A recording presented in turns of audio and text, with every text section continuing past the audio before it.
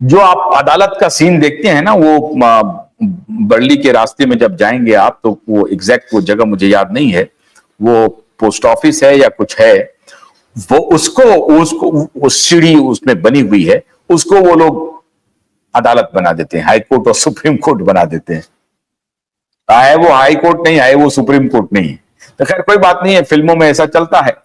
तो ये जो पुलिस वाले हैं, ये ईसा छाबड़ा को भी पकड़ लाए, जितेंद्र सिंह को भी पकड़ लाए, और सलमान के सिक्योरिटी पर जो है सो बड़ा खतरा आ गया है, सलमान के जीवन पर बड़ा खतरा आ गया है। और लॉरेंस बिश्नोई के गैंगस्टर ने जो अप्रैल 2024 में हमला किया था, अब ये पता नहीं ये दोनों कौन है, तहकीकात करने में लग गई है, सिंपैथी गेन कर लो। तो चर्चा हो रही थी, अभी ड्रग सप्लाई करने की चर्चा हो रही थी, नकली नोटों के कारोबार की चर्चा हो रही थी, अवैध हथियारों के तस्करी की चर्चा हो रही थी, ये पूरे अंडरवर्ल्ड के रिश्तों की, इनमें इन स्टार्स की भूमिका क्या है, इसकी तहकीकात हो रही थी। ये बड़ी तेजी से चर्चा में आ रही थी। तो उस पूरे चर्चा को विराम लगा दो, स्टॉप कर दो, चर्चा शुरू कर दो। अरे भाई, सलमान के ऊपर पता नहीं सलमान के पीछे क्यों लोग पड़े हैं, हाथ धो करके पड़े हुए हैं, सलमान के जान के ऊपर पड़े हुए हैं, ये चर्चा ले आओ और कुछ सिंपैथी गेन कर लो। ये स्क्रिप्ट लिखी गई है मित्रों, जो स्क्रिप्ट लिखी गई थी ज्वेल थीप के पहले कि चोर ने हमला किया, मूवी भी थी चोर की, तो चोरी इन्होंने चोर बन करके ज्वेल थीप को सफल बनाना चाहते थे, पूरी तरह से विफल हो गया, कुछ नहीं था उसमें। जयदीप अहिलावत और सैफ अली खान, कुछ नहीं हुआ उसका, पूरी तरह से पिट गई। मुझे नहीं लगता है कि करीना कपूर खान ने भी वो मूवी देखी होगी, मुझे तो नहीं लगता है, मुझे संदेह है। सैफ अली खान के बेटे बेटी भी मूवी को देखे होंगे, मुझे भी संदेह है। हो सकता है बहन देख ली होगी, हो सकता है मां देख ली होगी, हो सकता है बहनोई देख ले होंगे, कुणाल खेमू देख लिए होंगे, लेकिन सुहा अली देख ली होगी और शर्मिला जी देख ली होंगी। हो सकता है कि भाई का फिल्म आया है, इतने दिनों के बाद आया है, अभी तक तो कुछ चल नहीं रहा था, देख लेते हैं। ये 2 3 4 5 दर्शक मिले होंगे, और देखिए नेट के ऊपर तो आप कुछ भी डाल दीजिए, कुछ ना कुछ मिल ही जाता है, तो इनको मिल गया होगा, इसलिए नेटफ्लिक्स पे इन्होंने किया। और यहां नहीं तो पाकिस्तान में देख लेंगे। खान के ब्रदर तो पाकिस्तान में रहते हैं, पाकिस्तान से इनका चलता। अभिजीत भट्टाचार्य ने तो बताया कि इनका जो दर्शक वर्ग है वो भारत से अधिक पाकिस्तान में है और बांग्लादेश में है। तो इधर 25 करोड़ दर्शक वर्ग हो जाते हैं और उधर 10-12 करोड़ हो जाते हैं, तो 30-35 करोड़ वहां से, और यहां भी छिटपुट 25 करोड़ हैं ही, इनके जो खास बिरादरी के लोग हैं, वो अकलियत वाले लोग, तो वो देख लेते हैं। तो इनकी बिरादरी 50-60 करोड़ के आसपास हो जाती है, उसमें इनका पौबारा हो जाता है। लेकिन वो 50-60 करोड़ के भी लोगों ने इन्हें रिजेक्ट कर दिया, इनको नहीं देखा, कहा ये बकवास है, फालतू है। एक बात और ध्यान दे दें, मैं बता रहा हूं आपको,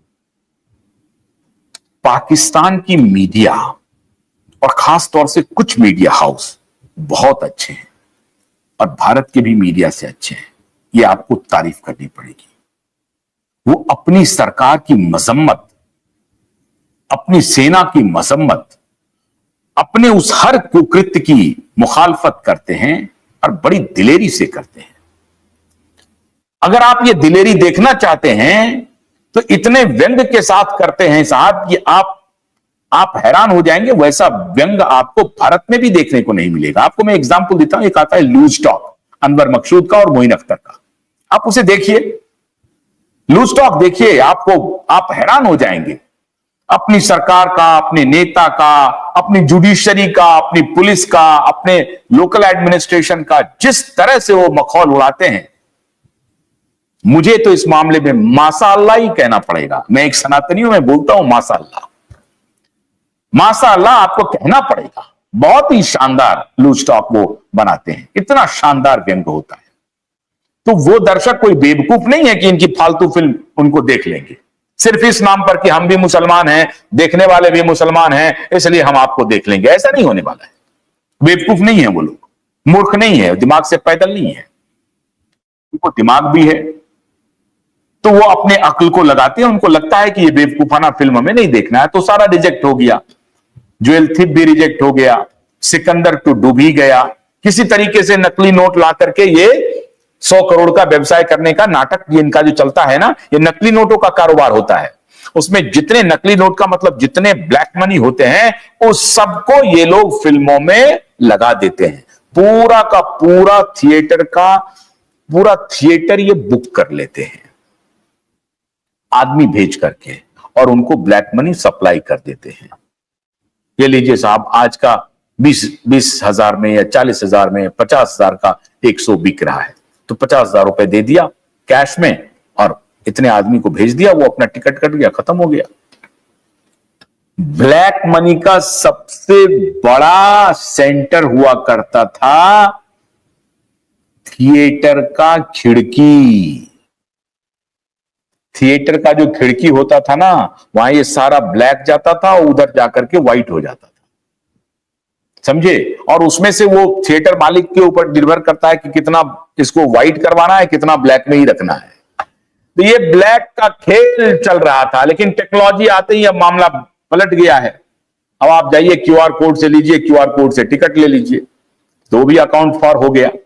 लेकिन अभी भी फिल्मों की खिड़कियों पे आप मुंबई में खास तौर से और महाराष्ट्र में या और भी मुफस्सिल इलाकों में, बड़े शहरों में तो छोड़ दीजिए, जो छोटे शहर हैं, अगर वहां कोई मूवी थिएटर है तो वहां कैश में ही लेन देन हो रहा है। तो ये कैश को, पूरी ब्लैक मनी को खपाने का पूरा जरिया हुआ करता था ये मूवी थिएटर।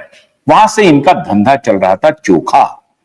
अब इसी धंधे के बारे में एनआईए को जानकारी लगी है कि ये पूरा ये ड्रग का पैसा, ये ब्लैक मनी का पैसा, अवैध हथियार की तस्करी का पैसा, ये सब जा रहा है टेररिस्ट को, और यहां का जो बॉलीवुड है वो एक टूल के रूप में इस्तेमाल हो रहा है। ये इंटेलिजेंस इनपुट एनआईए के पास पहुंच रहा था और इसीलिए इन लोगों की नजर थी ऐसे स्टार पे। हो सकता है स्टार को मालूम नहीं हो कि वो किन चीजों में शामिल हो गए हैं, लेकिन इन लोगों को तो सब मालूम है। ये लोग तो बड़े घाघ हैं।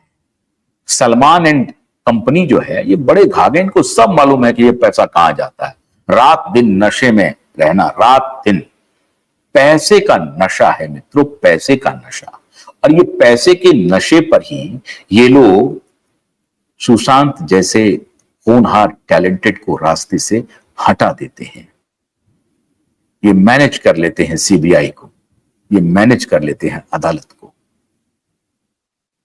लेकिन इस बार क्यूबाइब नेटवर्क इनके रास्ते में आके खड़ा हो गया है। इनकी सारी स्क्रिप्ट, इनका सारा फर्जीवाड़ा हम एक्सपोज करते रहेंगे और आप तक हर एक्सपोजे लाते रहेंगे। तो सैफ और सलमान का जो स्क्रिप्ट राइटर है ना, वो बाखबर रहे, होशियार रहे। आपकी स्क्रिप्टिंग को मैंने जनता के सामने रख दिया है। जनता तय कर लेगी सलमान के लाइफ पर कितना थ्रेट है और कितना झूठ है। बहुत बहुत शुक्रिया। नमस्कार।